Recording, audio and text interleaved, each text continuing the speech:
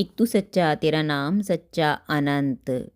पृष्ठ 967। सतपुरुष बाबा फुलसंदे वाले कहते हैं, हे परमेश्वर, जब कभी मैं तुम्हारे बहुत निकट होता हूँ तो मैं स्वयं से बहुत दूर चला जाता हूँ, स्वयं से ही विमुख हो जाता हूँ। तुमसे दूर आते ही मेरे प्राण व्याकुल हो जाते हैं। सत्पुरुष कहते हैं, हे देवपुत्रों, एक राज्य का राजा मर गया। उसके जनाजे के सामने एक महात्मा अचानक आ गया तो उसको ही राजा बना दिया। वह महात्मा सिंहासन पर बैठा भजन करता था। दूसरे राजा ने राज्य पर चढ़ाई कर दी। महात्मा बोला, राजा को बुलाओ, युद्ध ना करे। राजा आया। महात्मा बोला, ले इस आफत को तू संभाल, मैं वन को जाता हूँ। दुख की इस शिलाराज गद्दी को तू ही अपने माथे पर धर के बैठ। महात्मा जाने लगा। राजा को बड़ा बैराग हुआ।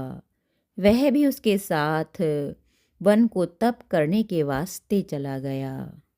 एक राजा था, वह जिसे भी मंत्री बनाता 1 वर्ष बाद नदी पार निकाला दे देता।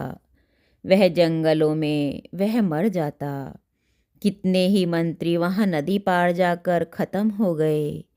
एक चतुर मंत्री की बारी आई।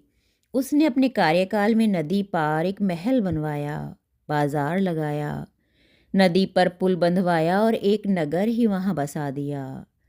नदी पार सबको जाना है, मृत्यु के पार सबको जाना है। जो धर्म करता है वो ही सुख से रहता है, और जो प्रमाद और मूर्खता पूर्वक जगत में जीता है वह दुख पाता है, यहाँ भी और आगे भी। 2 महात्मा एक नदी किनारे रहते थे। एक बार एक राजा उनके दर्शन करने आया। राजा से कैसे पीछा छूटे ये सोच दोनों एक रोटी पर लड़ने लगे। राजा ने सोचा, ये तो पाखंडी महात्मा हैं। वह लौट गया। झूठे महात्मा त्याग का झूठा रूप दिखा के राजाओं को अपना सेवक बना के उनसे अपना मतलब निकालते हैं, अंत में नरकगामी होते हैं। या फकीरी छोड़ के खुद राजा होना चाहते हैं, या अमीरी और ठाठ चाहते हैं, वे नीच हैं और नरक के कीड़े बनते हैं। ऐसों की संगत भी बुरी और दुखदाई है। हे परमेश्वर, तुम्हारे प्रेम का उन्मादीपन मुझे पागल बना जाता है। मेरा मन होता है कि स्वयं को फाड़कर धज्जी धज्जी कर दूं। तुम्हारा उपहास भरा संसार मुझे घेर कर खड़ा हो जाता है।